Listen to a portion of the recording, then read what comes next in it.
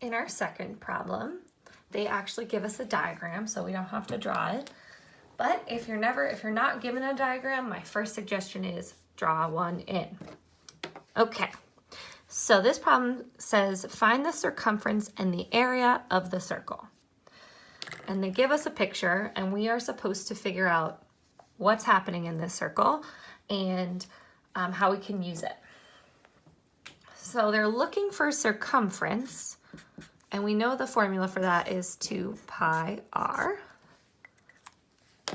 And they're also looking for area, and we know the formula for that is pi r squared. And the given information in the picture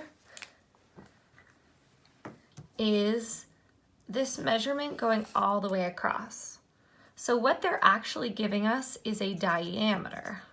When they show the measurement going all the way across, it's a diameter of 16 feet.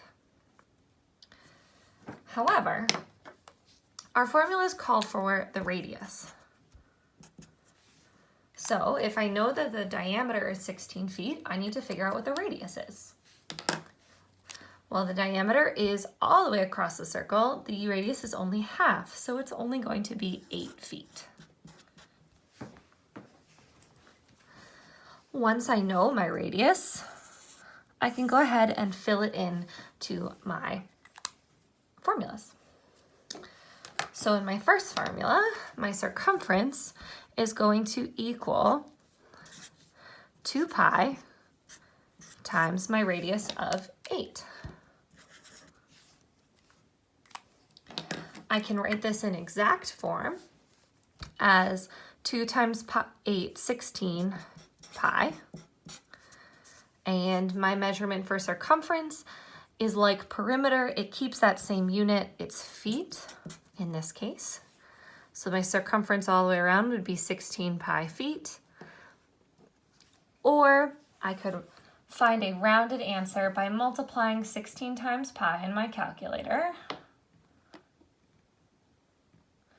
And I would get approximately 50.27 feet. So if my radius is 8, then that would be how far it is around approximately.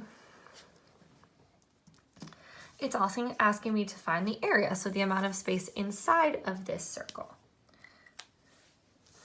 So again, I would use my formula that we talked about the other day and fill in the parts that I know. So I know that the area of this circle is going to equal pi times the square of my radius. So I'll fill in my radius of 8 and I will square it because that's what the formula tells me to do. If I do that, I would square 8 by multiplying 8 times itself, and that is 64. And so my area would be 64 times pi. I could also plug that into my calculator, 64 times pi, and I would get approximately 201.06. Area is always measured in square units because I'm trying to figure out the space, not a linear measurement.